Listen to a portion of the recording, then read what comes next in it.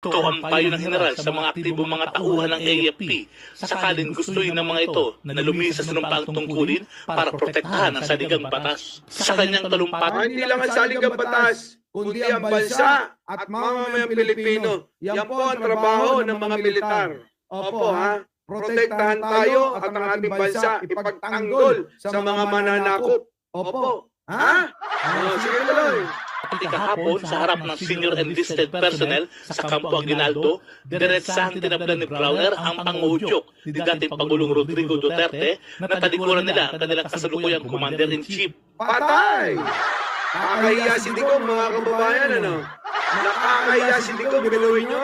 Tablay pa naman siya ng Chief of Staff? Ha? Ng kasundaluhan? Hanap na ng pating na tablado.